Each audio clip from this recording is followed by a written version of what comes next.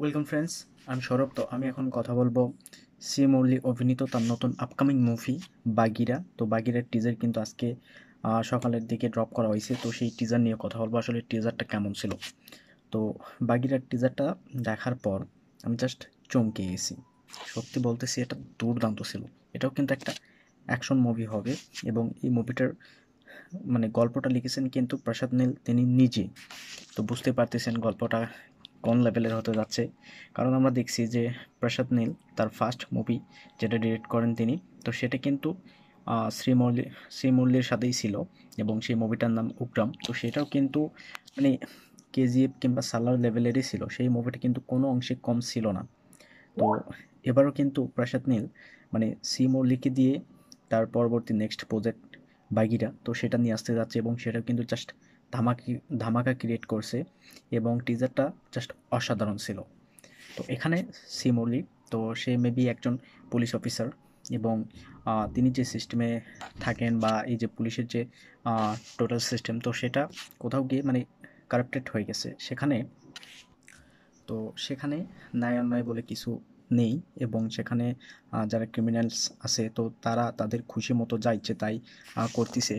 তো সেখান থেকে শ্রীমৌলি সে বেরিয়ে আসে, এবং পরবর্তীতে মানে সেই দলের সাথে আহ, যারা যুক্ত আছে, কিংবা পলিটিশিয়ান যারা যুক্ত আছে, তো তাদের প্রত্যেককে কিন্তু তিনি রাতের বেলা এক এক করে একদম শেষ করে দেয়।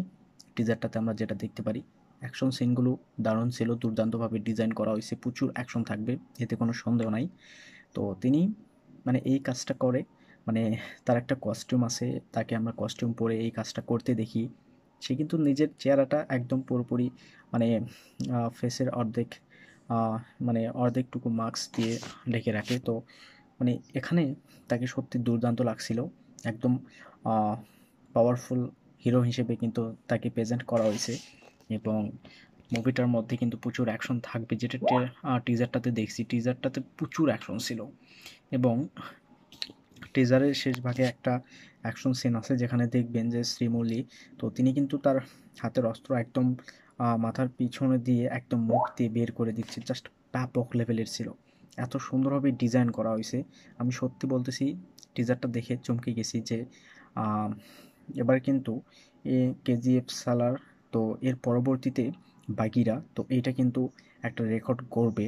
এবং ভবিষ্যতে যদি আমরা এদেরকে নিয়ে কোনো ইউনিভার্স করতে দেখতে পাই, তো সেটা কিন্তু আলাদাই লেভেলের হবে। অর্থাৎ প্রত্যেকটা, সেটা ইয়াশ কিংবা প্রভাস, শ্রীমলিপ, তো প্রত্যেকে কিন্তু কোথাও গিয়ে পাওয়ারফুল, প্রচুর পাওয়ারফুল।